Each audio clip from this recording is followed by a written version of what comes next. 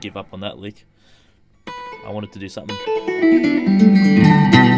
little bit hard at that tempo. I need to practice. I'm a little bit rough. What can I say? So that was me just noodling around doing some psychobilly jamming and it just maybe what I would be doing, annoying people in a guitar shop or something.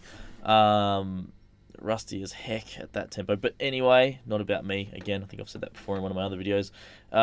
So there's not a lot of psychobilly tutorials around, and in truth, it's just guitar playing. It's just different variations of different styles. So you really just need to learn the guitar, I guess, and then listen to a lot of psychobilly. But I'm here to steer you in some directions, and today what I want to talk about, based off the success of my other psychobilly tutorials, I want to do another one that talks a little bit about what scales I use, and that is a question that gets asked, and I think I have addressed it a little bit in some of the other videos I've done. But today, first thing that I reckon you're going to want to know if you want to play psychobilly is your minor scale. Use your ear, listen to the scale, and you should be able to move it around yourself, actually, really without my help. It takes time and effort, but that's where it's the most important. You need to be able to understand things so you can practice them. So that's where your ear comes in. Your ear understands what sounds good and what doesn't, and that's the most important thing. Anyway, I've talked enough. This is the E minor scale. So we're going to play open. We're going to start from the 6th string. Okay, and then I'll talk our way through the strings. So we go open, 2nd fret, 3rd fret.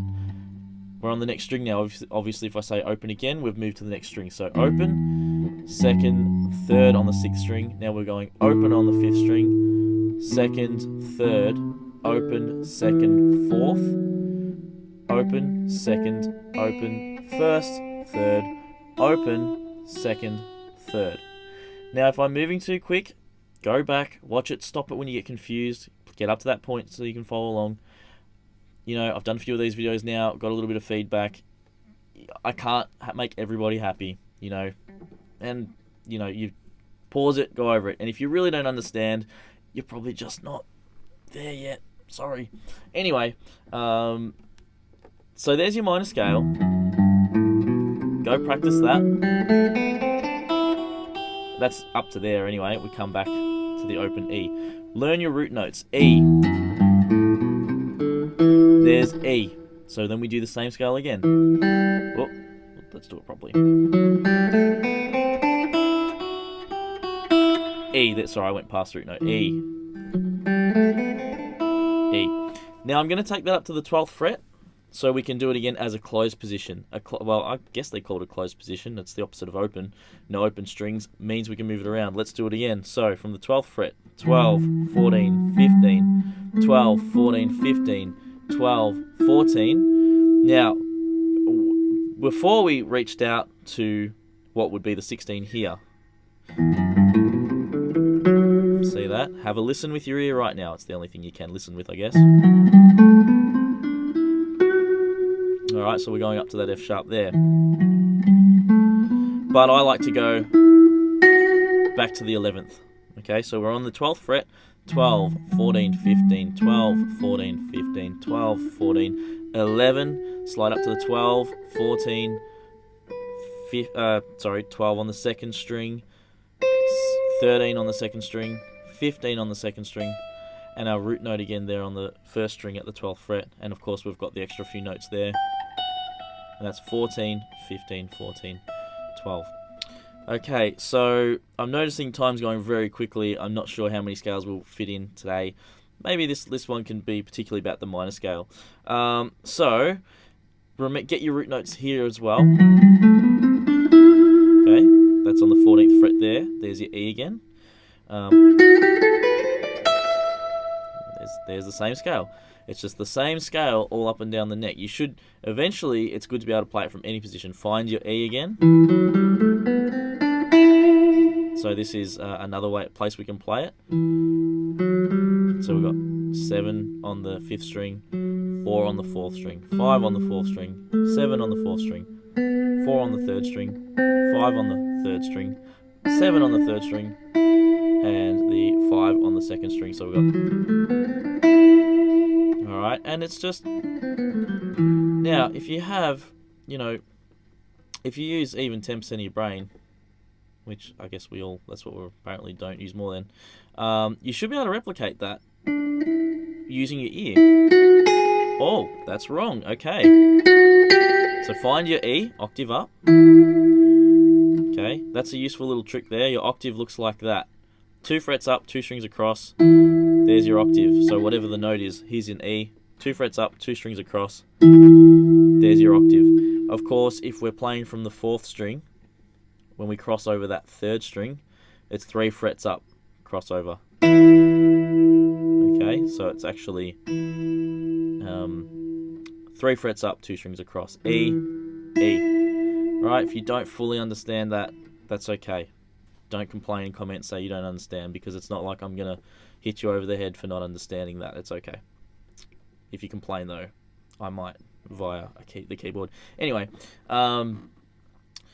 yeah, so where were we? So from here... Alright, I'm not going to explain what I did there. You use your ear. I'll play it again.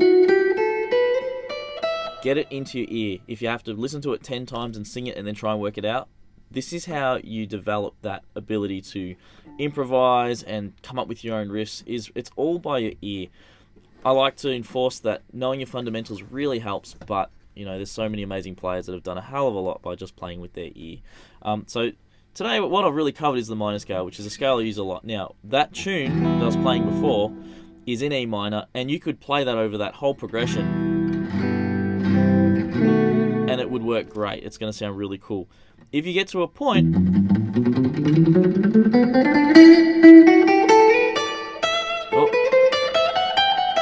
where you can utilize that up and down the neck, great. But it's actually not even that necessarily. You can do amazing things in one position.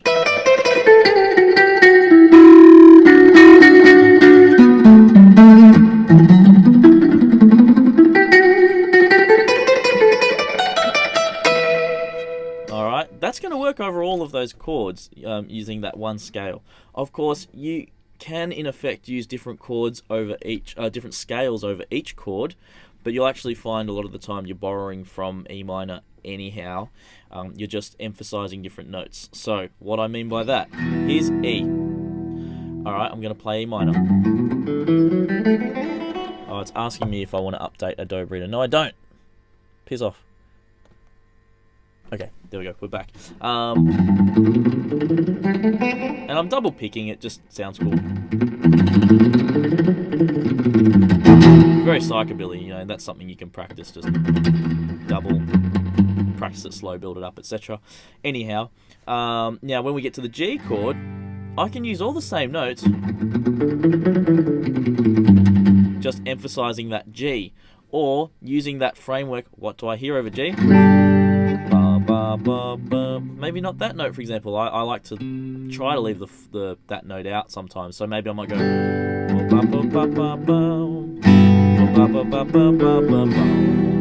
Alright, sing what you hear. You might feel silly doing it. I might look silly doing it, but you'll come up with cool stuff. Then in that progression, I go to the C. If I use the same notes I'm using in E minor, but start from the C, we're going to get... So starting from here, remember the scale we learned at the start? That's an awesome sound. We're still just playing E minor. Now, this will people will start to talk about modes now.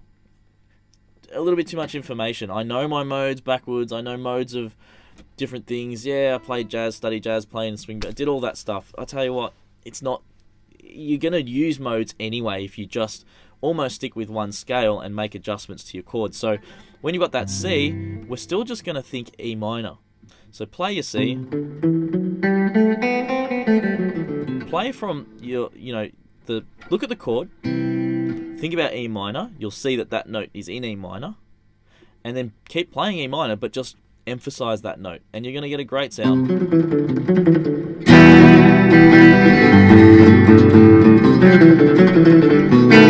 mean, that to me sounds wacky, and I love stuff that just steps out. It's still got to sound cool. It can be done badly, don't get me wrong, but try that. So, and then over the B7, this sounds spooky and a little bit kooky. Why? Well, let's look at our E minor.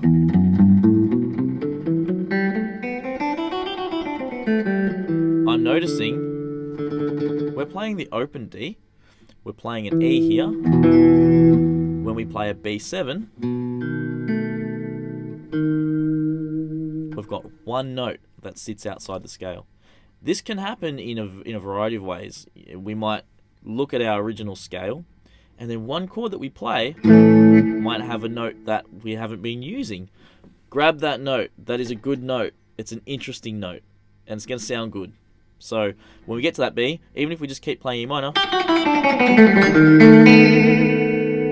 grab that one note that stands out. Find the octave. So if I go,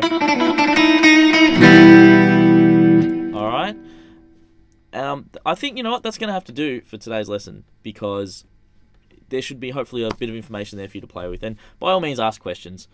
Just don't get mad at me if you don't understand, because it really upsets me. And yeah, I'm very sensitive about that. No, I'm just being silly now. Of course, any feedback's cool. And share the video and help. Oh, by the way, I'm probably going to mention it in the comments, but I played in a band called Manic Pistolieros some time ago, and the recordings have this stuff in it, all of this stuff in it. I haven't talked about it much because I don't get any royalties or anything for those recordings.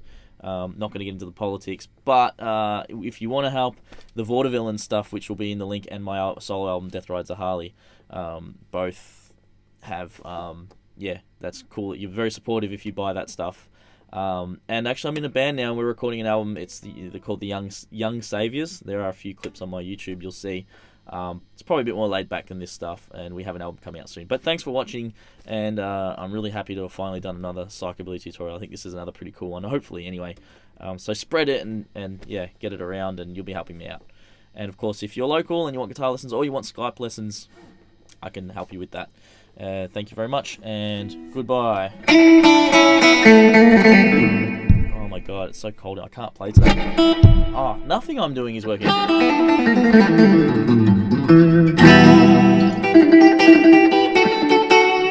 I'm gonna quit guitar.